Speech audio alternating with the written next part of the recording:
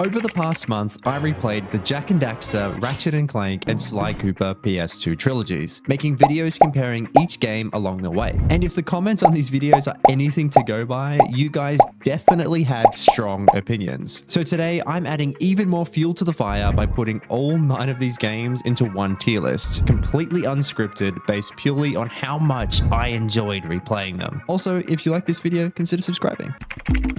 Starting off with Jak and Daxter, the Precursor Legacy. And my favorite part about this game is the movement. Not just the moveset itself and how fluid it is, but the animations behind that movement are still amazing to today. Combining that on top of a great world, having a day-night cycle back then was revolutionary. I really did enjoy the eco part of Jak and Daxter. What happened though towards the end is I feel like there was cut content, or maybe they ran out of time. I really feel like the red eco aspect wasn't utilized as much. And speaking about cut content, I feel like the end of the game with the Red Sage's lab and that whole hub area felt rushed to me. Like you got 4 or 5 power cells from the one trader. It just felt like they were rushing towards the end to find places to put these power cells. But besides that, I really enjoy the game now. I still think it holds up probably the best out of every single game in my opinion. So for that, I'm going to put Jak and Daxter in S tier.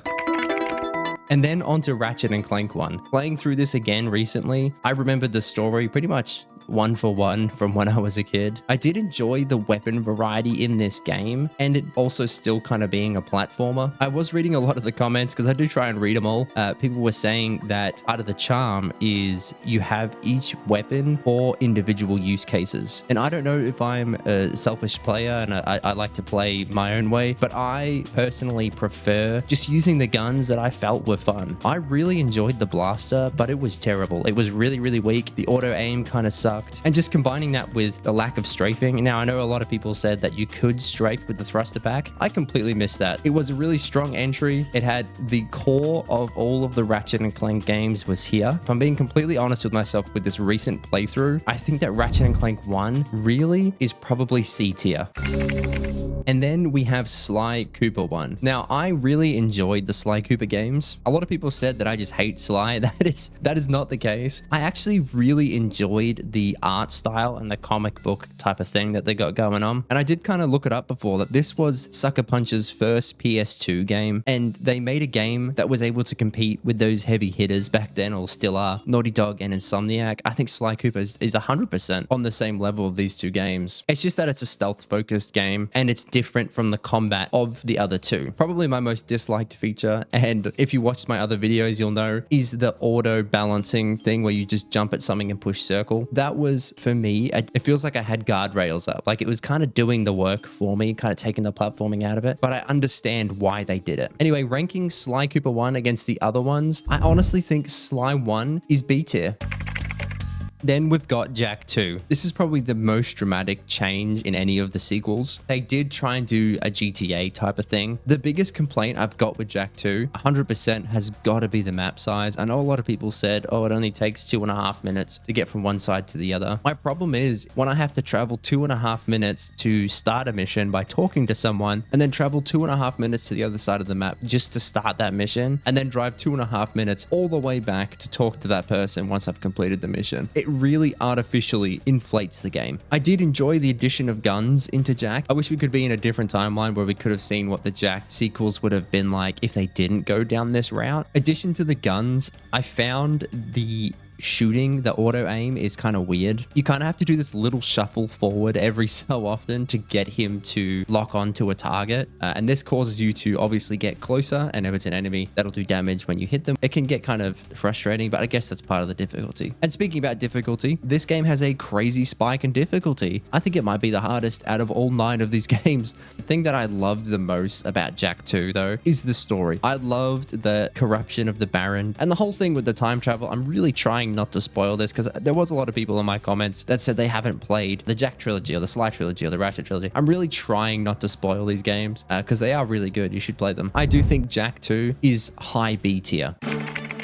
Okay, and then we've got Ratchet and Clank 2, and this was really cool, playing them back to back especially. That back then they used to listen to the feedback and then implement changes into the sequels. I do love the addition of strafing. I think it works really well in this game. And you've got some of the weapon progression from Ratchet and Clank 3. I'll go into that in Ratchet and Clank 3 section. But as for now, I do think Ratchet and Clank 2 is the beautiful middle child between Ratchet 1 and 3 before it lost the charm of Ratchet and Clank 1's levels and it went full gunplay with less charmed levels. But it's got the charm of Ratchet and Clank 3's gunplay with the level still. So it's like that crossover. I think it's that beautiful mix. Probably the worst thing in this game is the story. I found the story really, really forgettable. I strongly dislike reusing villains, whether it's in TV shows, movies, video games, whatever. I don't like it when they reuse villains from previous titles, with Captain Quark coming back. But ranking Ratchet and Clank 2, I personally, for my own ranking, I think Ratchet and Clank 2 is S tier below Jak. But I definitely think it's the best mixture between Ratchet and Clank 1 and Ratchet and Clank 3. I think it's the best middle ground.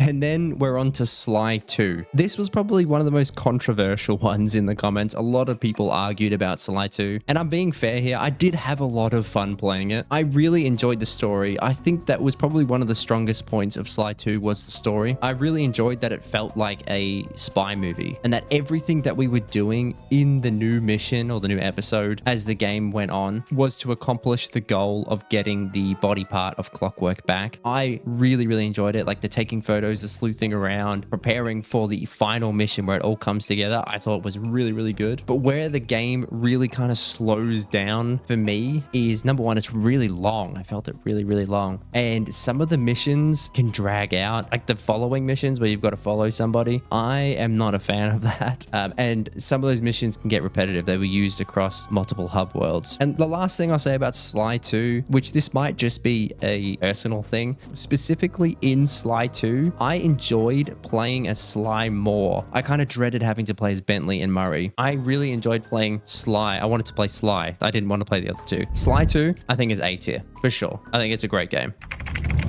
Then we've got Jak 3. I think they really doubled down on the guns here. They added 12 in total from the previous game's 4, which is always a good thing. I really do enjoy getting more guns. Where I think Jak 3 gets let down in the combat kind of department was just that one gun. And I did read some of the comments, and it might just be the fact that I'm old and I find myself just using the best, most efficient tool, that being the reflector beam gun. But besides that, they fixed Dark Jak and they added in Light Jak with more utility. Light Jak, I seem to just use the heal more than anything in combat. When I would start to get low, I would just heal myself. And I did like the desert aesthetic. I feel like in my video, I probably should have articulated myself a bit better. I really did enjoy the desert feel. The Marauders, I just could not stand. They were so annoying. They were just designed to slow you down. Maybe that was on purpose. I don't know. Just to get in your way. They're just a nuisance more than anything. And then the last thing with Jak 3 I want to touch on is the story. For me, it literally goes out of the world. I think it expands too much. I like Jak 2's story over Jak 3's. I think they got a little bit overzealous with everything with the precursors and the time travel. I'm really trying not to spoil these games, but I think they just went too far. But for me, I do think Jak 3 overall is better than Jak 2, just not in the story department. I think Jak 2's story is better, but I think Jak 3 is better than Jak 2. I'm going to put Jak 3 in A tier.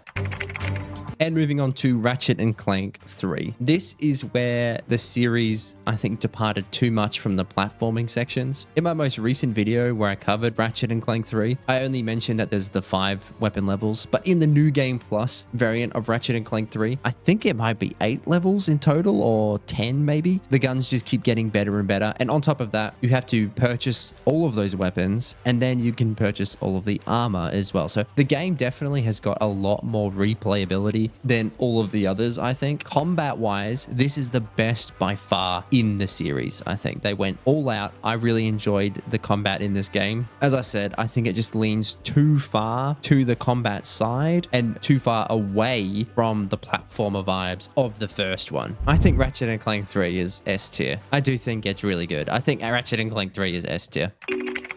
Okay, and then we've got Sly Cooper 3. And I actually really, really enjoyed this game. I feel like it was more bright than the second game. A bit more alive than the second game, if that makes sense. I feel like the pacing was a lot better. I felt like I was checking them off a lot faster than I was in the second game. I did like a lot of the variety in the missions. They did have a lot of strange mini games going on there. And I also did enjoy playing as Bentley and Murray in Sly 3. It did feel like a bit of a chore and a drag in Sly 2, but I enjoyed it in Sly 3. I can't put my finger on why it's different, but it definitely felt better playing as Murray and Bentley. Also, the story I thought was fantastic. The way they wrapped it up at the end, it was probably the best out of all of these trilogies, the way that they wrapped it up. I did enjoy kind of like that cliffhanger that they left for the next studio to pick it up and continue on the series, because I think Sucker Punch said that they were done after Sly 3. That being said, I think Sly 3 is high A tier. I think it's above Sly Cooper 2. I actually enjoyed Sly 3 more than I did Sly Cooper 2. And I do think that was just personal preference. This was me playing them for the first time. I did play Sly Cooper when I was young, but I'd never played Sly 2 or Sly 3. So this was my first time playing both of them. And that's my tier list for the Jak and Daxter, Ratchet and Clank, and Sly Cooper PS2 trilogies. This was completely unscripted and just purely based on how much fun I had replaying them. But let me know in the comments if you disagree. I'm sure that there's going to be a lot of people, and I'll see you guys in the next one.